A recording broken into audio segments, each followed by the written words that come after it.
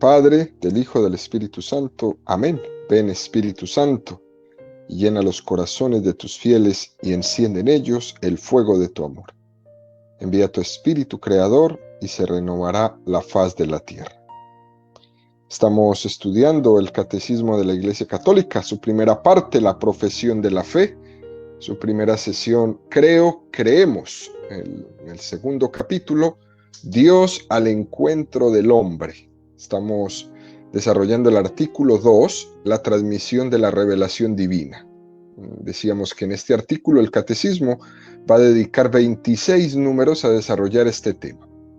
En el primer apartado vamos a continuar profundizando la tradición apostólica, la predicación apostólica y hoy específicamente la predicación apostólica continuada en la sucesión de los apóstoles. Número 77 del Catecismo dice: para que este evangelio se conservara siempre vivo y entero en la Iglesia, los apóstoles nombraron como sucesores a los obispos, dejándoles su cargo en el ministerio. En efecto, la predicación apostólica, expresada de un modo especial en los libros sagrados, se ha de conservar por transmisión continua hasta el fin de los tiempos. Pues como este número 77, pues es un número muy directo, ¿no? Hablamos de sucesión apostólica. Jesús elige 12 apóstoles para transmitirle a ellos, ¿no? Para que sean ellos los depositarios de su mensaje revelado, que es la revelación del Padre. Todo lo que he oído a mi Padre, a Dios Padre, lo he contado a vosotros. Ya no tengo secretos para vosotros. A vosotros yo os llamo siervos, ya no os llamo siervos, os llamo amigos, porque un siervo no le cuenta sus intimidades, pero a un amigo sí. Los apóstoles, en ese sentido, son amigos del Señor en el sentido de que les expresa su intimidad, les comunica la revelación. Lo primero que hay que decir es que esto es bastante conmovedor, es impresionante ver la misericordia del Señor eligiendo a 12 apóstoles. 12 hombres rudos, la mayoría de ellos sencillos, con poca cultura, hombres de pueblo, y de un pueblo no precisamente el más culto del lugar, hombres de Galilea, algunos de ellos pescadores, eligiéndolos a estos como depositarios de la revelación.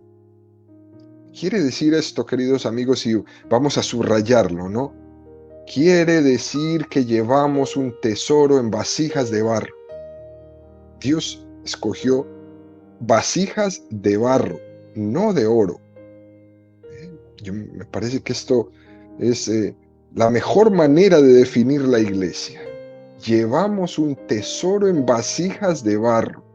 Y por eso el Señor se ha comprometido a sostener esa vasija de manera que no se rompa. Y milagrosamente esa vasija no se rompe, ni se ha roto, ni se romperá. Es una cosa muy linda, ¿no? Este pasaje del Evangelio de San Mateo 4, 18, 20, el de la pesca milagrosa, en el que Jesús, después de resucitar, cuenta cómo se apareció a ellos, y en ese momento cuenta Juan que pues extrajeron aquella red pues arrastrándola, ¿no?, hasta la arena. 153 peces, ¿no? Y aún siendo tantos, no se rompió la red. Dice San Juan que esto es como un milagro, ¿no? Y aún siendo tantos, no se rompió la red. Porque la red, pues, se tendría que haber roto de tantos peces que habían ahí. Y fíjense, queridos amigos, como así también es la iglesia. Llevamos un tesoro en vasijas de barro. Nosotros somos de barro. Pero aunque somos de barro, no terminamos de rompernos. no terminamos de rompernos. Nos derriban, pero no nos rematan. Nos critican, pero no nos acaban. Parecería que todos se van. Y Jesús nos dice, ¿también vosotros queréis iros? No, yo no me voy a ir, Señor. Porque Dios sostiene a su iglesia. Y esta es una de las realidades más preciosas de las cuales tenemos que hacer conciencia hoy. Dios sostiene su iglesia. Es conmovedor ver cómo Jesús puso su mensaje no en las manos de los sabios, ni de los perfectos. La puso en la gente sencilla y llevó a cabo con ellos esa escuela apostólica. Jesús ejerce como padre y como maestro y les va educando en aquellos 3 años. Jesús va educando a los apóstoles y al mismo tiempo que les transmite la revelación, al mismo tiempo los va educando. Entran ellos en este maestro y discípulo, en esa relación con él y él con ellos. No les llamó porque fueran capaces, sino más bien él capacitó a los llamados. Esto para todos los que me escuchan, que viven y dejan pasar los días y las semanas y los años diciendo, es que yo no soy capaz de, es que yo no soy capaz de ser catequista, es que yo no siento que pueda. No les llamó porque fueran capaces, sino más bien él capacitó a los llamados. No escogió ninguna lumbrera, sencillamente los educó. Eran aptos para ser moldeados por las manos de Cristo, así como tú y yo. Ninguno de nosotros somos una lumbrera, pero tú y yo somos aptos para ser moldeados. Que no es que las manos de Dios, digamos, que si la mano derecha es Jesucristo, la mano izquierda es el Espíritu Santo y la cabeza es el Padre, ese cuerpo moldeó y nosotros fuimos moldeados por esas manos. Por eso estamos listos para ser educados. Me parece que esto es supremamente importante, queridos amigos, ¿no? Tenían sus defectos de carácter, pero lo importante es que eran hombres que sabían confiarse en aquel que les había llamado. Pues en estos hombres, así tal cual, él deposita su mensaje de salvación. Deja la revelación en sus manos. Y claro, llega el momento de la sucesión, ¿no? Y enseguida se encuentran con el problema, por ejemplo, de la traición de Judas. Y esto es interesante que lo tengamos presente para responderle a este mundo protestante que nos ataca tanto. Judas, uno de los 12, ha traicionado a Cristo. Y además, después se ha suicidado en su desesperación. Los apóstoles se preguntan, entonces, ¿ahora qué hacemos? Porque el Señor eligió a 12. Y parece que el 12, pues este era ese número simbólico, ¿no? De las 12 tribus de Israel que estaban en el Antiguo Testamento. Se había suicidado Judas. ¿Y qué hicieron? Los apóstoles eligieron a Matías. Ellos le eligieron. Invocan al Espíritu Santo, echan a suertes y dicen que había que elegir a uno que desde el principio hubiera convivido con Jesús. Matías no se autoeligió. Tampoco hicieron una votación comunitaria. Ellos primero invocaron el Espíritu Santo, echaron a suertes los apóstoles, los 11 que quedaron. Que no solo han convivido los 12 apóstoles, recuerden que hemos hablado de esto, también había otro grupo de discípulos que habían convivido estrechamente con Jesús, aunque no habían sido elegidos como sus más íntimos. Entre ellos se ora, entre ellos se pide luz al Espíritu Santo y entonces se elige a Matías. Era muy importante esta selección, ¿no? Porque eso fue, pues, en vísperas del episodio de Pentecostés. El día de Pentecostés, que tiene lugar precisamente en el cenáculo, en el lugar en el que Jesús instituye la Eucaristía, va a venir el Espíritu Santo y va a confirmar al colegio de los apóstoles. Y en el Espíritu Santo está el colegio apostólico y también María en medio de ellos. Y entonces allí podríamos decir que va a comenzar la iglesia a difundirse con todo su ímpetu. Pero ya estaba ahí Matías. Ya ellos lo habían elegido y ya estaban los 12 completos. Luego más tarde vemos como la Sagrada Escritura empieza a mencionar el evento Pablo, ¿cierto? Un apóstol que es elegido de una manera un poco más especial, ¿no? San Pablo, a quien el Señor le sale al encuentro cuando iba camino a Damasco. Iba en camino como un celoso fariseo para hacer prisioneros a los cristianos allá en Damasco. Allí sale al encuentro Jesucristo, le derriba del caballo y entonces después de ese encuentro, él dice que va a subir a Jerusalén a presentarse a los apóstoles. Él también va a pasar a formar parte del colegio apostólico. Pero el punto interesante es: voy a subir a Jerusalén a presentarme. Por lo tanto, ya había comenzado esta sucesión apostólica a haber elegido a Matías en lugar de Judas, y después continúa esta sucesión apostólica con San Pablo.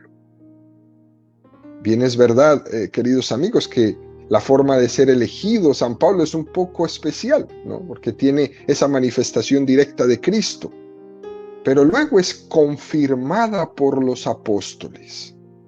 Y esto es lo que muchos protestantes deberían escuchar. Esos que se dicen que Jesús los llamó a ellos directamente. Sí, puede ser. Pero Pablo, aunque tuvo este encuentro directo con Jesús, él subió a Jerusalén para ser confirmado por los apóstoles. Y fíjese, este texto que nos brinda el Evangelio de Pablo, como lo dice: subí a Jerusalén y me presenté ante los apóstoles. No fuera a ser que yo estuviese corriendo en vano. No fuese a que yo esté aquí inventándome una iglesia paralela a la iglesia de Jesucristo. Por eso subí a Jerusalén y me presenté ante ellos. Luego de Pablo viene la selección de Bernabé. Y así poco a poco, ¿no? Poniéndose en marcha el proceso de sucesión apostólica. Es como una transmisión. Es la conciencia de que los apóstoles y sus sucesores son instrumentos para transmitir. Son como una correa transmisora de la palabra de Cristo. Hay que decir una cosa más, ¿no? Es que la palabra de Dios escrita, la Sagrada Escritura, la Biblia, también existe, además de ella, la tradición como una forma de estar en ella presente la vida de Jesús.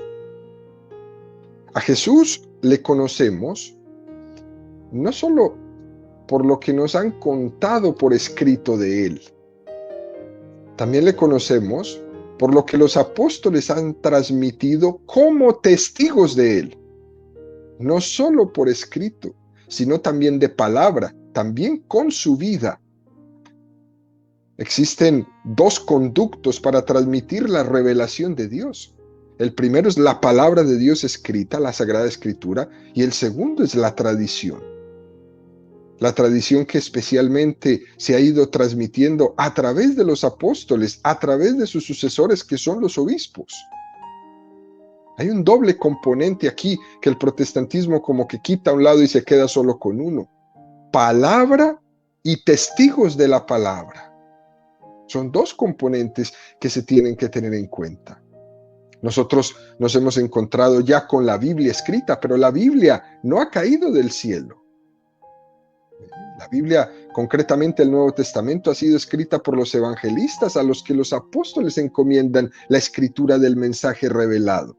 Por tanto, la Biblia para que sea considerada palabra de Dios, pues ha necesitado de testigos, de aquellos apóstoles que estuvieron con Jesús, de los que vieron lo que hacía, o lo que decía, o cómo lo decía.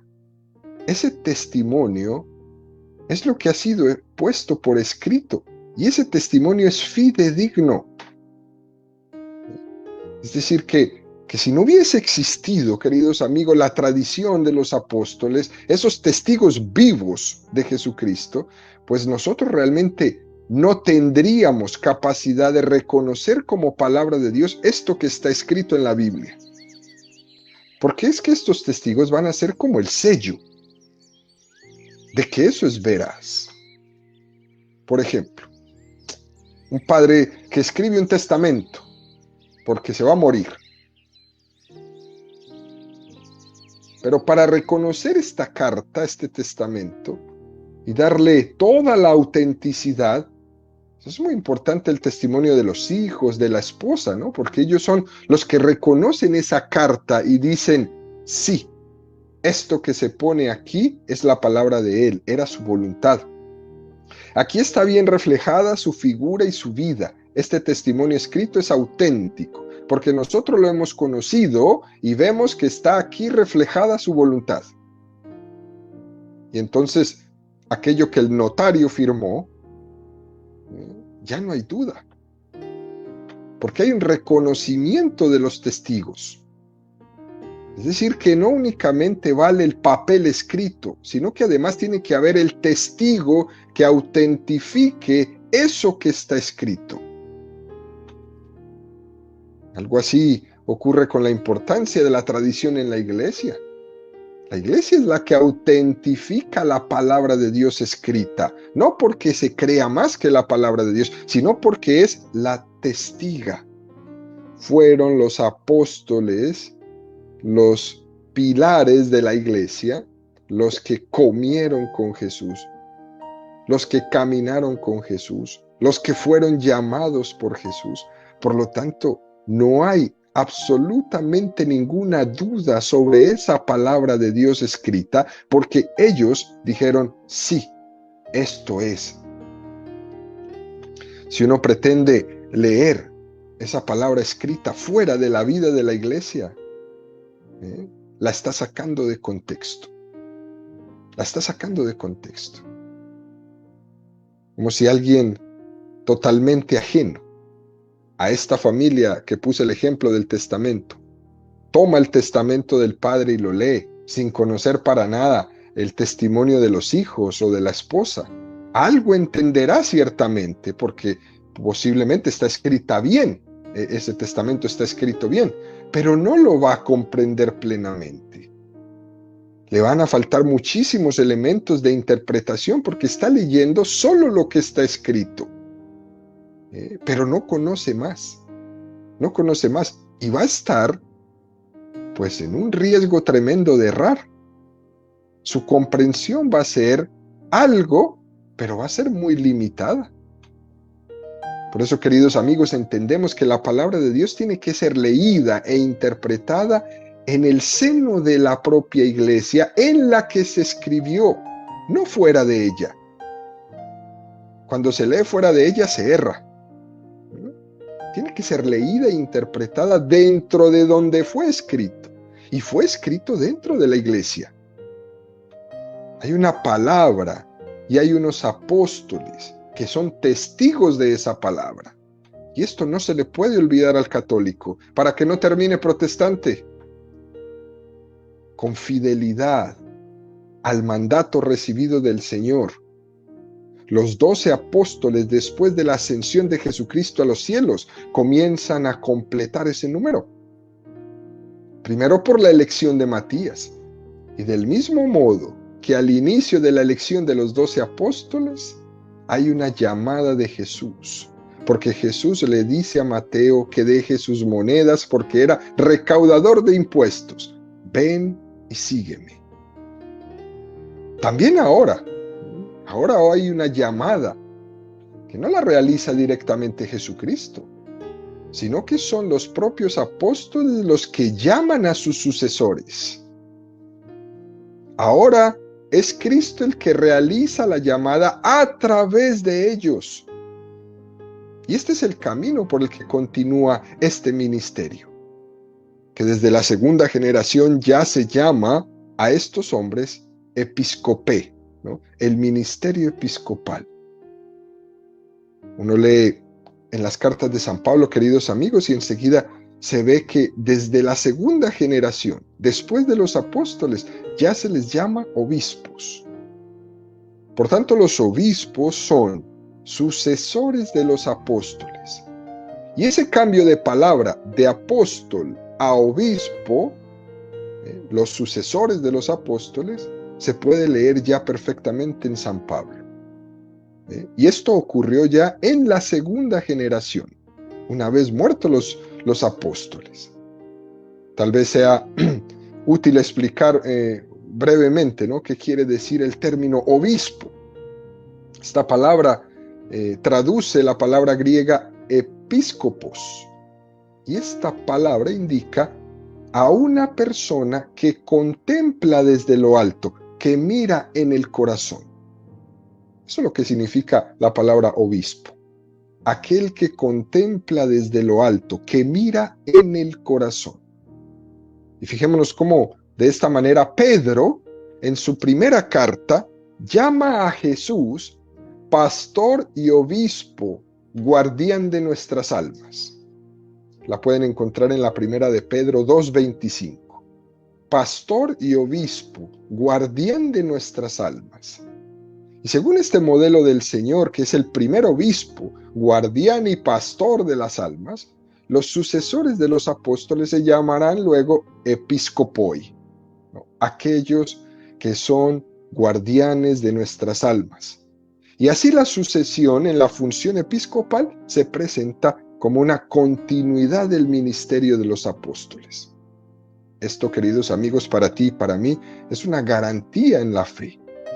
El vínculo entre el colegio de los obispos y la comunidad de los apóstoles lo vamos a entender en una línea de continuidad histórica. Esto es muy bello. Existe un testimonio histórico muy valioso de la segunda mitad del siglo II. Es una de las generaciones muy cercanas a los apóstoles y se llama San Irineo de León. San Irineo de León era un santo padre y un obispo. Fue el que tuvo que polemizar con distintas sectas que comenzaban a surgir en los primeros siglos de la iglesia. Herejías que iban fraccionando el seno de la Iglesia Católica con interpretaciones desviadas de las palabras de Jesucristo. Todas estas tendencias gnósticas eran unas de las primeras herejías, una especie de pensamiento que venía a suponer que la verdadera revelación estaba únicamente reservada para los filósofos, para los sabios, para los eruditos. Y por lo tanto tenían que hacer una serie de cábalas para llegar a los misterios escondidos, ¿no? Y se iban alejando poco a poco del espíritu del Evangelio. Entonces San Irineo tiene una polémica con todas estas distintas sectas que se han ido fraccionando. Y claro, ellos también se consideran iglesias. También dicen que son la auténtica iglesia.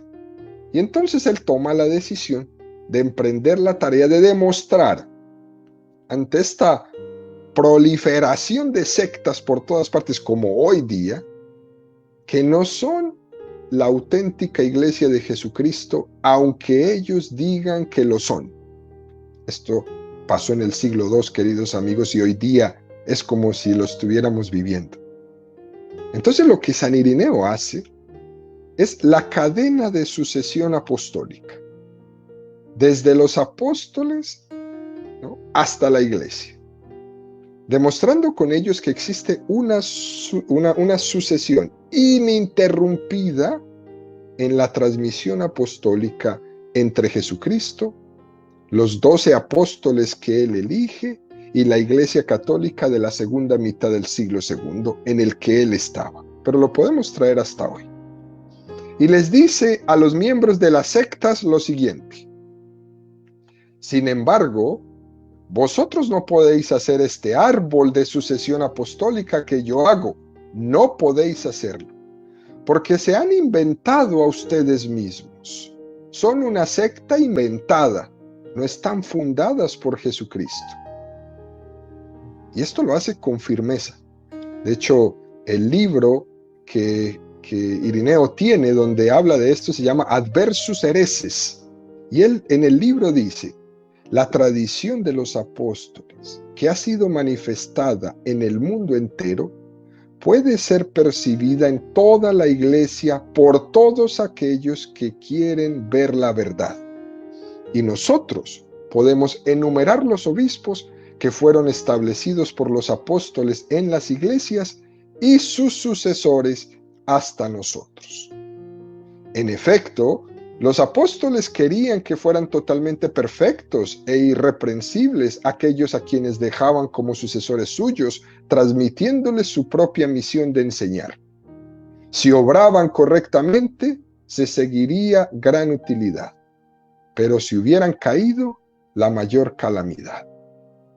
Y San Irineo de León insiste mucho en esta sucesión apostólica diciendo: ustedes las sectas no pueden considerarse hijos de esa iglesia de Jesucristo, cuando resulta que están fundados en vosotros mismos, con motivo de que en el año tal, en el año cual, pues hubo alguien que rompió con la iglesia y fundó una nueva iglesia, pero no es la iglesia de Jesucristo.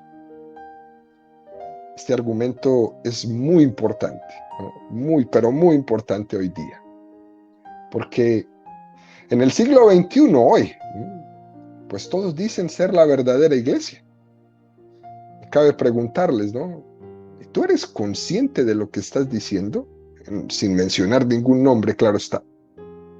¿Tú eres consciente de que la iglesia que tú dices ser la verdadera iglesia es una iglesia fundada en el siglo XX o en el siglo XIX?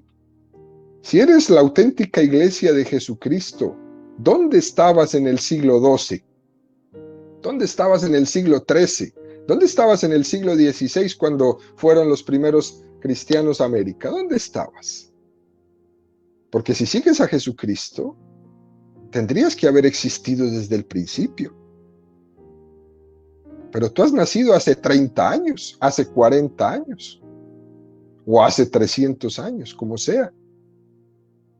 Es decir, tú tienes un origen histórico en alguien que rompió con la iglesia y se fundó a sí mismo. Y esta no puede ser la iglesia de Jesucristo. Este es un argumento importantísimo, amigos, ¿no? Porque la estructura católica es una estructura en la que nosotros somos conscientes de que no tenemos nada que no hayamos recibido de Jesucristo. Gratis lo habéis recibido, dadlo gratis.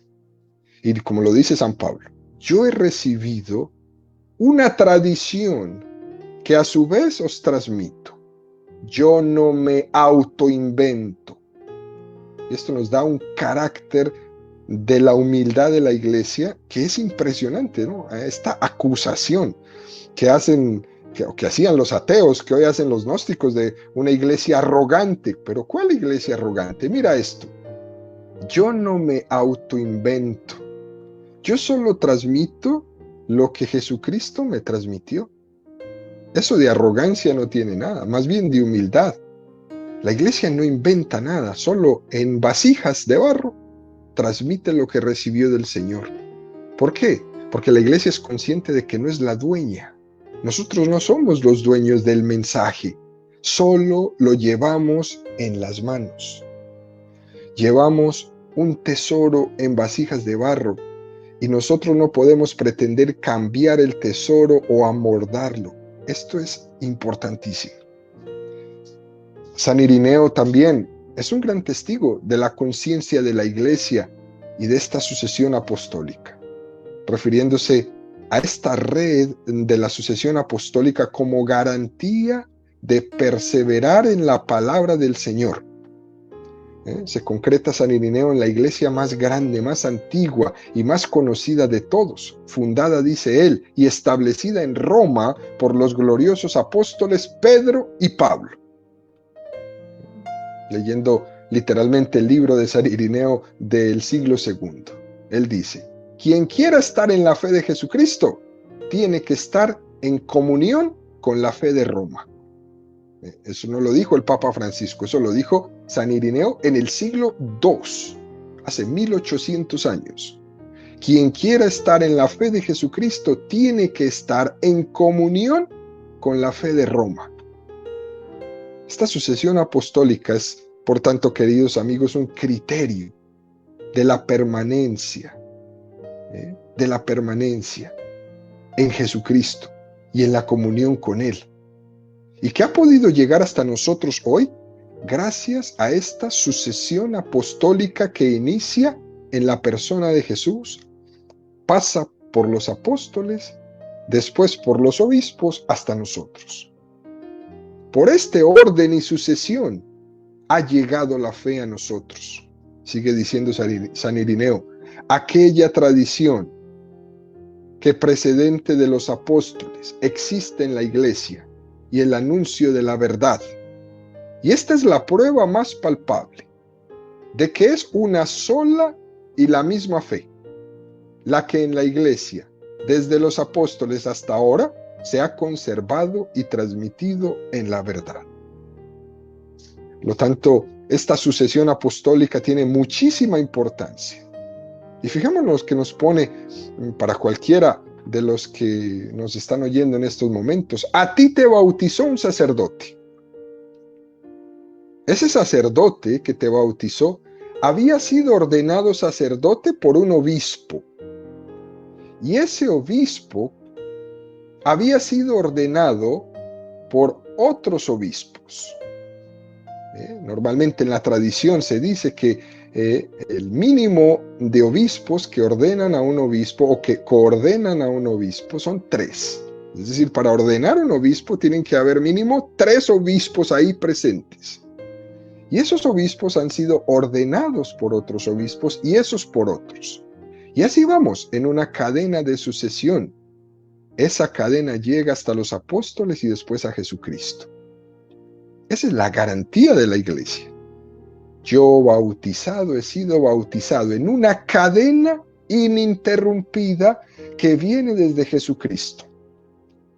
¿Cómo este bautismo no es el verdadero bautismo? ¿Cómo esta iglesia no será la misma iglesia si tiene una línea de continuidad que nunca se ha interrumpido desde Jesucristo? No se trata esto simplemente de una, es una concatenación material, ¿no? Uno tras otro, porque al igual, podría intentar alguna persona ridiculizar esto preguntando, ¿no? Que si en algún momento ese hilito no se podría romper, ¿no? Es más bien un instrumento histórico del que se sirve el Espíritu Santo para hacer presente a Jesús, cabeza de su pueblo, a través de los que son ordenados por el ministerio mediante la imposición de las manos y la oración de los obispos. Así pues, queridos amigos, digamos que mediante la sucesión apostólica es Cristo quien llega a nosotros. En la palabra de los apóstoles y de sus sucesores los obispos, es Cristo quien nos habla. Mediante sus manos, es Él, es Cristo quien actúa en los sacramentos. En la mirada de ellos también es la mirada de Cristo la que nos envuelve y nos hace sentir amados y acogidos en el corazón de Dios. Es decir, que hoy, en el siglo XXI, podemos decir que Cristo mismo es verdadero pastor y guardián de nuestras almas, al que podemos seguir con confianza, con gratitud, con alegría, y podemos hacerlo con la mediación de sus pastores, que siguen cuidando del pueblo de Dios y siguen transmitiendo en esa sucesión apostólica. Importantísimo para que lo tengamos presente. Y concluimos con el número 78, dice el Catecismo. Esta transmisión viva, llevada a cabo en el Espíritu Santo, es llamada la tradición en cuanto distinta de la Sagrada Escritura, aunque estrechamente ligada a ella.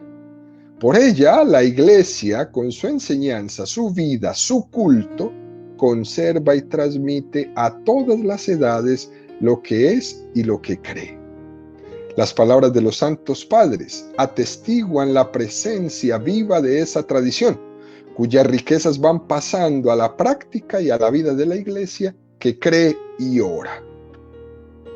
Antes ya habíamos explicado en otro programa cuál es la diferencia entre tradición y escritura, que por otra parte, pues seguro que seguiremos hablando en el futuro de esto, pero ¿cómo la palabra de Dios se sustenta en la tradición de los apóstoles? Ellos son los que la reconocen como palabra de Dios, y de hecho ellos son los que han discernido qué textos escritos son palabra de Dios y cuáles no lo son. Y obviamente su ser apóstol y su ser sucesor de los apóstoles está justificado y está testificado en la palabra puesta por escrito. Es como un apoyo mutuo. Este número 78 del Catecismo nos añade, ¿no? Habíamos dicho esto: las palabras de los santos padres atestiguan la presencia viva de esa tradición. ¿Por qué son tan importantes los santos padres de los primeros siglos? Son importantes para nosotros los católicos por tres razones. Primera, porque ellos son testigos privilegiados de la tradición de la Iglesia. Segundo, porque nos han transmitido un método teológico luminoso y seguro. Y tercero, porque sus escritos son una riqueza muy grande para la Iglesia. Esto es lo que han conformado lo que se llama la patrología, ¿no? Es una rama de la teología que estudia lo que dijeron los padres de los primeros siglos. Y nosotros no podemos evitarlos, ni podemos olvidarlos de ellos, porque ellos fueron los primeros testigos. Y sobre ellos es que nos fundamos. Es muy importante porque en ellos confluyen dos cosas, que es la ortodoxia de la doctrina y la santidad de vida. Estas son dos notas muy distintivas de los primeros padres. Su doctrina, que era perfecta, y su santidad de vida, que era irreprochable. Ellos estuvieron muy cerca de Jesucristo. Fueron muy fieles a la doctrina de la Iglesia que se les había transmitido y además eran santos. ¿Cómo no vamos a confiarnos de ellos? ¿Cómo no confiarnos de ellos? Concluimos con el número 79. Así, la comunicación que el Padre ha hecho de sí mismo por su Verbo en el Espíritu Santo sigue presente y activa en la Iglesia. Dios habló en otros tiempos. Sigue conversando siempre con la esposa de su Hijo amado. Así el Espíritu Santo, por quien la voz viva del Evangelio resuena en la Iglesia y por ella en el mundo entero, va introduciendo a los fieles en la verdad plena y hace que habite en ellos intensamente la palabra de Cristo. Este es un texto que ha sido tomado de la Constitución Dogmática Dei Verbum en el número 8. A través de esta sucesión de los apóstoles, a través de esta manera de ir comunicando a las siguientes generaciones, se da cuenta que en el Evangelio Jesucristo, lo que transmitió Él, tenía intención de que se continuara después de su ascensión a los cielos y después de la muerte de los apóstoles, que siguiera y siguiera y siguiera.